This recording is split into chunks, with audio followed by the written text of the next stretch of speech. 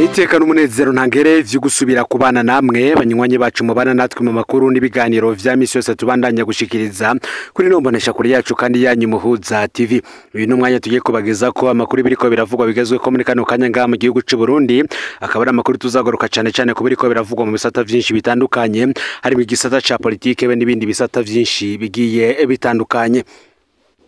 Hambavu y'inkuru duhejeje kubashikiriza mu mwanya mutoyi uheze ivuga yuko kuri no munsi General Bunyoni yararembeye mu ibariro rikuru rya Gitega kuri ubu yoba yamaze kwinjizwa ibitaro bikuru vya Gitega. Inkuru yatangajwe na RPA ivuga ko yajanywe mu bitaro uno munsi saa 5 n'igice, aho yagiye aherekejwe n'imodoka 8 ziri mu iz'abakozi b'iperereza, abajejwe umutekano ndetse n'abacungera ikirimba c'umukuru w'igihugu. Reka dutangurire kuri aka kantu gatoye mu nyuma tuze kubandaneza no kubindi vyinshi biriko biravugwa kuri iyi dossier. Ubundi Bunyoni ni umugabo yize criminologie asanzwe ari umusirikare w'umwuga, ancien officier, yaciye mu nzego z'umutekano mu nk'igipolisi, SNR no kuvuga urwego rw'iperereza, Service National de Renseignement, ndetse na ministre ndetse n'ubushikiranganje bw'umutekano mu gihugu. Uyu akaba afise ubuhinga bwinshi mu micungire y'umutekano ndetse no mu miyoborere mu nzego za leta, ariko bikavuga ko ari we ko gukandamiza abatavuga rumwe n'ubutegetsi, uruhara mu bikorwa vy'ibiturire n'iterabwoba rishingiye kuri politike vyatumye bamwe babona ko atari umuyobozi w'iterambere rirama. Hari abantu babona ko Bunyoni nk'iyo yari kugira amahirwe yo kuyobora igihugu yari gukorera igihugu gusumba Ndayishimiye kure niyo. Ndayishimiye wewe yamushize mu munyororo, bikavuga ko yize amategeko muri kaminuza, yaraciye mu gisirikare nyuma aza kuba umunyapolitike. Gariki gitangaje nubwo yize amategeko abantu birirwa bararenganywa mu manza, mu majambo make ubutabera bw'u Burundi ntibahagaze neza. Ariko nubwo biruko ngo yaragerageje kuvuga cyane ku kugwanya igiturire no kugarukana ishusho nziza y'igihugu hanze. Nanone kandi aba bagabo bose bapfa ivy'isi mugabo umwaka bagira ko banagwananye urugamba bagasangira kabisi nagaye mu ishamba. Ikindi nuko bose barabo umugambwe umwe ari wo CNDD-FDD. Ngo vy'ukuri nubwo vyashitse Bunyoni akagira amakosa, ngo Ndayishimiye narakwiye kumana nka kurya akagira ko akamunyagwa n'ivyiwe hafi nka vyose. Ngico kintu Ndayishimiye yakoze ngo ndazi nawe bimushikiye niho yomenya ko isi idasakaye. Akaba ari amwe mu majambo ajijwe gutangazwa nimwe mu naribonye cane izi vya politike kuva mu mwaka w'igihumbi kimwe amajana 1985. Abaciye mu ishuri ry'intango baribuka igisomwa cimbwa yari ifise umusoso w'inyama mu kanwa, icejuru y'umugezi iraba mu mazi iribona. Mugabo yo yibaza ngo ni yindi mbwa nayo ifise umusoso, ikishaka kwasama ngo ije kwaka wa musoso ya yindi ibona mu mazi. Wa musoso nawo wayo uca ukorokera mu mazi uratwagwa, yambwa ibura vyose. Nkuko amakuru yatangajwe, hari inkuru zagiye habona zivuga ko mu bihangange vyubatse umuzingi ugaye ari au Cercle de Généraux bari bumvikanye ifatwa ry'amafaranga yose ya General Bunyoni, aho asangwa hose bakabangira kumufata. Izo zahavuye bikogwa baja kuyarondera barasaka ibikwiye, bimwe bita ko akazimya taho katarondererwa. Nibwo twahavuye rero twakura isoko ryacu umutegetsi hejuru mu mugambwe CNDD-FDD kugira duhe umuco ku kijanye n'iryo sakwa. Aho yagize ati turi abategetsi benshi dufise amafaranga twakuye mu nzira zitandukanye. Ivyo ntaco ndabivuga ko kirekire kuko ni banga rya systeme, ariko ikizwi nuko General Bunyoni yahawe uburushe bwo kuronka amafaranga menshi kurusha twese. Ngo haragezaho Bunyoni yifata nk'umucangero muri systeme yacu ku buryo iyo dushaka gufata ingingo ikomeye we byasaba ko abanza gufumbatishwa kugira yemere ko bikogwa. Iyo ngendo yiwe rero yakomeye kuva mu mwaka w'ibihumbi 2015. Harageze aho kugira hafatwa ingingo zaba iz'igihugu canke iz'umugambwe adusaba kuma amafaranga yababa imiliyaridi 5 atabonetse, iyo ngingo igahagarara. Bivanye rero n'ibibazo igihugu caciyemwo, twarice nk'abafise ijambo rya nyuma mu ntoki, turibazaho igihugu kigeze dufatiye ku civugo c'urugamba twagwaniye. Turabona ko intumbero yatekeye rwose kuko abatovyi babaye benshi, ivyo nta utabizi. Nibwo rero twaciye dutegura inama idasanzwe y'abafise ijambo mu gihugu kugira twihe ihangiro rishasha kuva mu mwaka w'ibihumbi 2020. Arengewe Bunyoni yumvise ataca apfumbatishwa ntiyitavye, acavuga ko ibiza kwiga vyose bitamuraba. Ngerega niko vyagenze burya ingingo twafunditse muri ya nama zo guhindura ishusho y'uburongozi bw'igihugu n'ubw'umugambwe bikaba ivyisunga demokrasi twagwaniye yaravyanse. Umukuru w'igihugu agategura ibi, Bunyoni n'abamuyoboka bari mu nzego zitandukanye bagategura ibindi. Vyatevye niho yadukurira inkoni ku gishitsi ko adahawe intebe y'umukuru w'igihugu ataco tuzomukorana gishoboke. Bamwe muri twebwe barashavuye kugera aho bamwibutsa iyo yavuye muri FNL tukamwakira muri FDD tukamuha amabanga ko makomeye twimye abo twashingiye hamwe FDD ariko biramunanira gushima hacaba uruhande rufata ingingo yo kumwaka ivyo afise vyose. Uwo mugwi wafashwe n'ishavu wari muto, abandi twabona ko hakiri kare ariko twemeranya ko akwiye kwakwa inzira yakoramwe amahera mu gihugu. Nuko hari abarundi benshi baguye mu mporero bari babeshejweho n'utwo tuyira twa Bunyoni ariko bizosubirwamwo. Harageraho yakwa amabanga yose y'igihugu. Hakwikebuka nawe aca yongereza umurindi mu gutoba akoresheje abavuga ko ari we yabahaye ibibanza barimwo eka n'abamukunda uko gusa. Uti niho twabona rero ko hageze ko hakoreshwa inguvu kandi ku neza y'igihugu n'abene gihugu ntacyo tutazokora naho ko bari uguheba uwo twasangiye vyose kuko dushaka ko amakunga abona ko abarundi zishoboye kandi birashoboka nitwahagurukira rimwe. Ukunyegeza amafaranga mu bantu bacu biramaze igihe, nico gituma kuyatora utayeretswe na mwene vyo bitoroshe kuko hari n'abayanyegeza abakenyezi canke abana babo ntibamenya hari.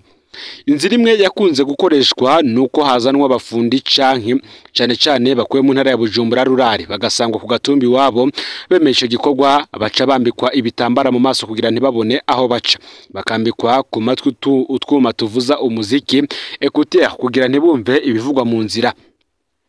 Aba rero basubira kubona ko bari mu kibanza murantunge basubira kubona ko bari mu kibanza bamukamwo babikamwo ubwo bubiko bw'amafaranga buri mu nzu zo munsi, no kuvuga muri kave. Bahejeje bagahembegwa hiyo umunsi nyene bagasubira kwambika kwa kundi nyene hanyuma bagasubizwa iwabo ku gatumba. Gutyo ntibamenye quartier ibarabara eka n'inzu bubatsemwo bwa bubiko.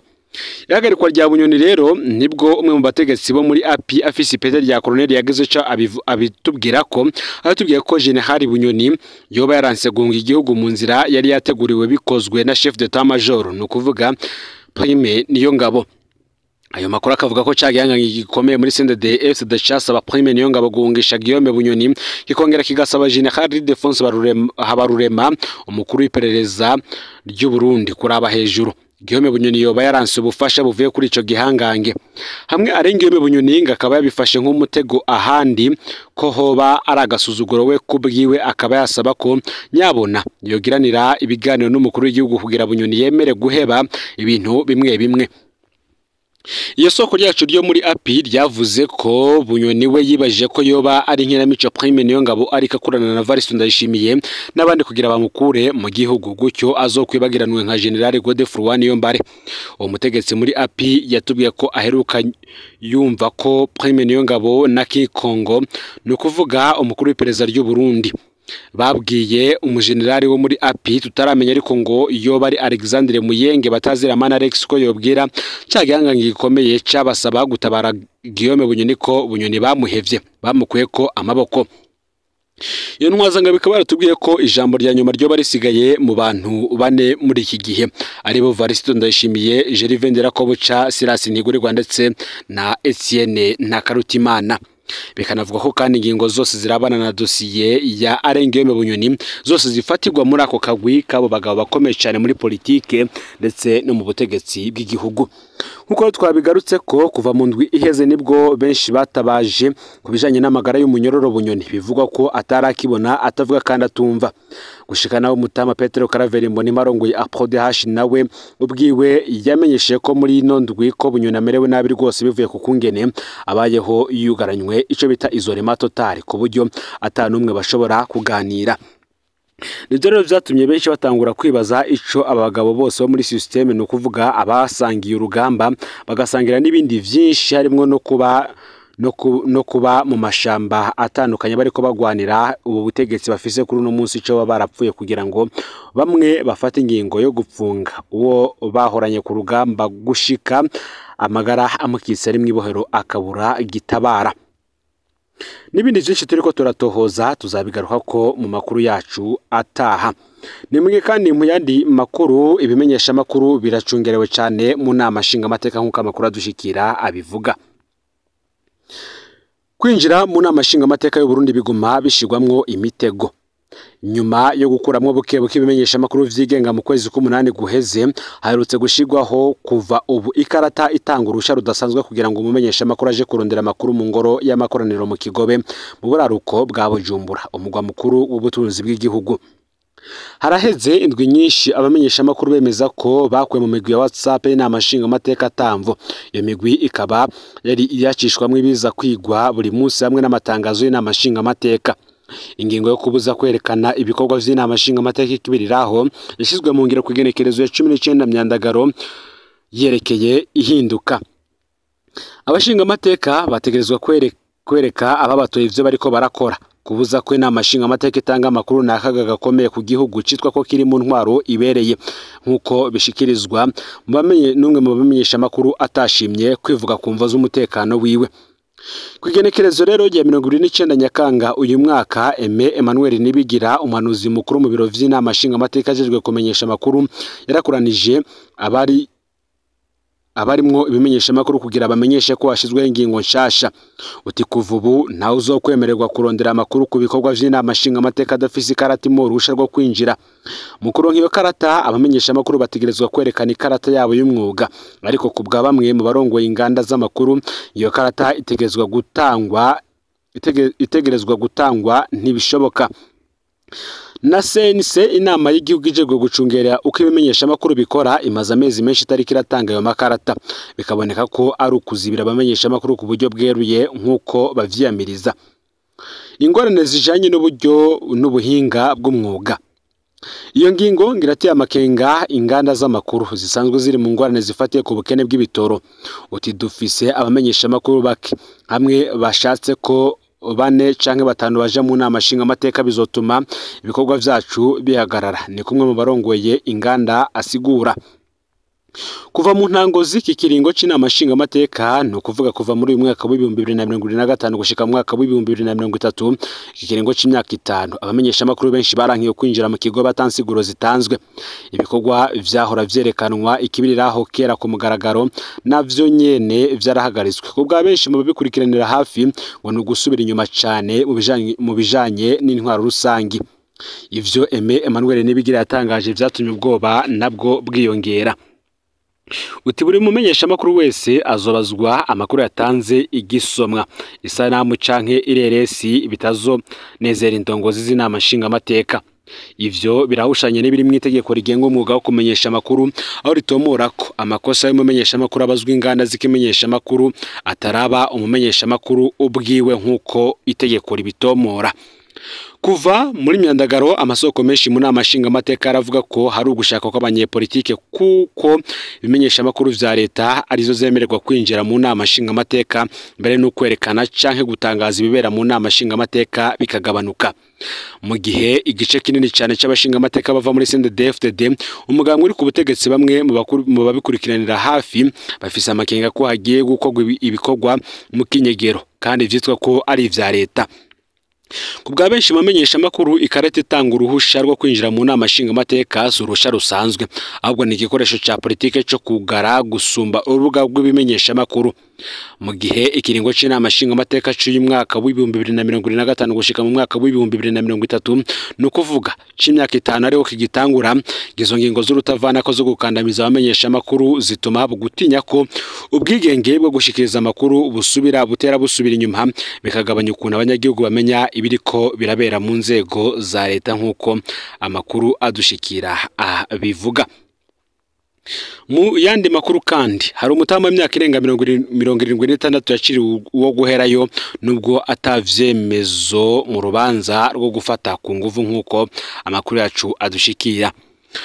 Lazare Safari w'imyaka ishika 70 kandi agendana ubumuga arapfunzwe kuva mu mwaka w'ibihumbi 2021 n'ubororo rikuru rya Bujumbura Mpimba nyuma yo kwagirizwa n'uwari amupangiye Jean Nkurikiye se w'umwigeme mutoyi w'imyaka 7 ko yamusambanirije ku nguvu. Mwaciri urubanza muri Kigarama mu mwaka w'ibihumbi 2023 na sentare nkuru y'igihugu ya Ntahangwa mu buraruko bw'isagara ca Bujumbura akaba apfunzwe ubuzima bwose mu gata cemezo na kimwe cyo kwa muganga cerekanywe. Uyu Lazaro Safari w'imyaka 76 arwaye uruti rw'umugongo ntabona neza kandi ntiyumva umupfakazi kandi akaba yaribana wenyene akaba apfungiye mu iborero rikuru rya Mpimba kuva mu mwaka w'ibihumbi 2021. Uyu yapfunzwe yitwariwe n'uwamupangiye Jean Nkurikiye umuvyeyi w'umwana amwagiriza gushurashuza umwana wiwe w'umwigeme. Ababanyi ba Lazare Safari bakiyamiriza bivuye inyuma ivyo yagirizwa. Nkuko bivugwa mu mwaka w'ibihumbi 2021 Lazaro Safari yari yicaye iwe mu buterere mu buraruko bw'igisagara ca Bujumbura aho yahagarikwa n'abanywanyi b'umuhari w'urwaruka rwa CNDD-FDD imbonera kure zari zirongowe n'umupangiye Jean Nkurikiye yaramuheraniye amezi 6 imbonera kure ngo zama zavuzwe mu mabi nk'ubwicanyi n'ayandi mabi akoregwa abikekwa ko batavuga rumwe n'ubutegetsi. Indongozi zo mugambwe rero ziriyamiriza ivyo zagirizwa ahubwo zo zikagiriza amashiramwe ashikiriza ivyo imbonera kure zikora kashaka gucafuza ishusho y'imbonera kure ni y'u Burundi. Baciye rero bamujana kuri zone bamwagiriza ko yasambanije uwo mwana mu kinyoma gisa no kugomba kumunyaga iparasera yiwe. Yumvirizwa ryiwe n'inyamiramabi ya mbere ryagenze neza amaze kubona ko mutama hakana ivyo yagirizwa kandi atacemezo na kimwe gihari inyamiramabi yaramurekuye ariko bukeye bwaho Jean Nkurikiye yaciye ararika izindi mbonera kure n'abapolisi baramutwara. Uwo mutama w'imyaka ishika 70 yamaze indwi imwe mu gasho k'igipolisi imbere yo kujanwa mu iborero rikuru rya Mpimba. Kubw'ingingo ya sentare yabonywe n'ikimenyesha makuru gikomeye mu Burundi Lazaro Safari yaciriwe urubanza muri Kigarama mu mwaka w'ibihumbi 2023 na sentare nkuru y'igihugu ya Ntahangwa acigwa gupfunga ubuzima bwe bwose no gutanga adabu ry'umuliyoni w'amafaranga y'amarundi ahabwa Jean Nkurikiye se wa mwana indishi y'akababaro. Muri urwo rubanza nta cemezo na kimwe catanzwe. Afashijwe nabo bafunganywe Lazaro yarunguruje urubanza muri sentare y'iyungururizo ya Ntahangwa. Imyaka 2 nyuma yaho nta nyishu nimwe araronka ariko uwo yaramupangiye n'ubu aracari muri parasera yiwe akaba yibamwo ataco yinona. Ivyo bigatuma rero biratuma kwibaza ibibazo bikomeye. Ese Jean Nkurikiye yobakura hehe ngo bushobozi nk'ubwo? Mu buraruko bw'igisagara ca Bujumbura haribonekeza ubusuma bw'isubiriza bw'amatongo kenshi bukorwa n'abantu bari mu mabanga ya leta rimwe na rimwe batahashitse bataburanye nabibwa ayo matongo. Ngo vyukuri ubutungane bwa bwishimikiziki kugira ngo bucire urubanza umuntu bumwageza ko yasambanije ku nguvu umwana mu gihe atavyemezo bihari. Ese hoba hari indishi ihabwa koko abantu barenganywe bazira kwihenda k'ubutungane? Ivyo bibazo ntibiratora inyishu kuri Lazaro Safari n'umuryango wiwe. Ku myaka 76 n'ubumuga kandi ari kararenganywa Lazaro Safari abandanya apfunzwe mu buryo bugoye cyane arindiriye ko azotunganizwa muri kazoza ariko bikaguma biteba. Ngaho rero amakuru yaragezwe ko muri kano kanya ufyonde subscribe canke sabone niba utarafyenda ko kugira ngo tujucikanwa nadushikiriza usangiza n'amakuru bagenzi aho bari hose kugira ngo nabo baje baraba mu bambere bashikirwa nayo biriko biravugwa bigazwe ko ngaha mu gihugu c'u Burundi hanze y'imbibe z'igihugu c'u Burundi ndetse no makungu ya kure. No Muhuza TV Imana bahezagere mu bikorwa vyanyu vya misi yose muriko murakora.